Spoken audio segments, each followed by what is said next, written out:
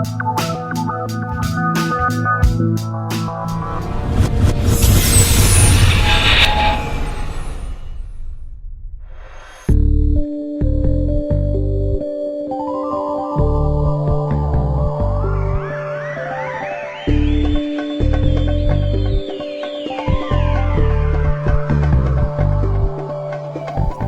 Director Jeganathan, என் நண்பர், என் சிசியர். நாங்கள் 2 பேரும் ஒரே ஸ்கூலில் பில் கற்றுக்கிட்டவங்க.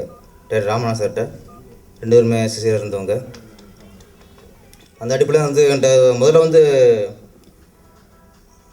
சார் இந்த மாதிரி பணக்காரன் படம் பண்ணுறேன் சார்,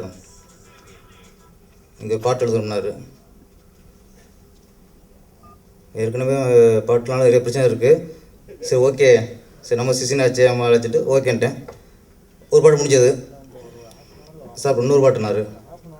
என்னடா அது, இன்னும் 2 முடிஞ்சது. அப்புறம் வந்தார் சார், இன்னும் ஒரு சாங் சொன்னார். எல்லாம் கிட்ட கொடுத்துடாத, என் பசங்க எழுதலாம், மற்ற எல்லாம் கொடுத்தா இப்போ பிரச்சனை ஆகிட்டேன். இல்லை சார், வாலி சார் ஒன்று எழுதியிருக்காரு, நான் முத்துக்குமார் ஒன்று, அப்போ பிரச்சனை இல்லை அப்படின்ட்டு 3 எழுதியாச்சு. அதுக்கப்புறம் ஒரு வாரம் கழிச்சு வந்தார். சார் கொஞ்சம் தனியாக பேசணுன்னாரு. என்னடா இன்னொரு சாங் கேட்க போகிற போல இருக்குது, கொஞ்சம் வருமானம் தான் அப்போ நினச்சிக்கிட்டு இருந்தேன். என்ன அடுத்த பாட்டானே? இல்லை சார், இந்த படத்துக்கு நீங்களும் வசனம் எழுதுங்க சொன்னாப்புல. போட்டாரியா குண்டு அப்படின்ட்டு. சரி, இது வரைக்கும் நான் வெளிப்படக்கலாம் பசங்க வசனம் எழுதுனதில்லை.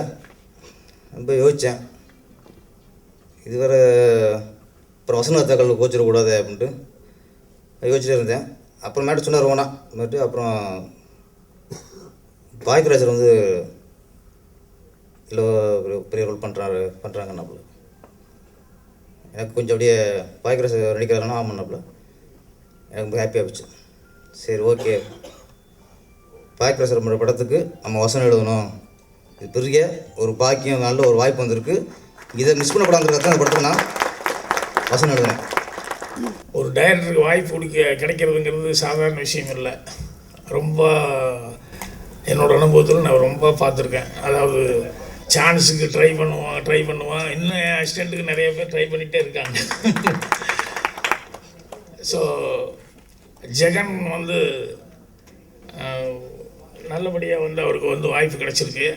நல்லபடியாகவும் அவர் வந்து படமும் எடுத்திருக்காரு. நானே நடிச்சுட்டு நானே இந்த படத்தை பற்றி பேசிகிட்டு இருக்கிறது அவ்வளோ நல்லா இருக்காது. ஆனால் இசை வெளியிட்டுலாங்கிறதுனால எனக்கு ஸ்ரீகாந்த் தேவாகிட்ட ரொம்ப பிடிச்ச ஒரு சமாச்சாரம் சிரித்த முகங்கிறது இருக்குது பாருங்கள்.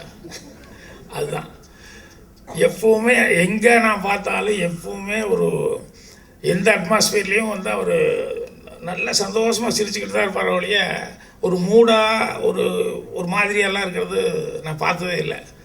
ஸோ அந்த மாதிரி சிரிச்ச முகத்தோடு இருக்கார். அது கிரியேஷனுக்கு வந்து ரொம்ப ஹெல்ப்பாக இருக்கும். என்னென்னா அந்த மாதிரி மூடு இருக்கும்போது எது வேணாலும் ஜாலியாக டக்குன்னு உட்காந்து ஒர்க் பண்ண முடியும்.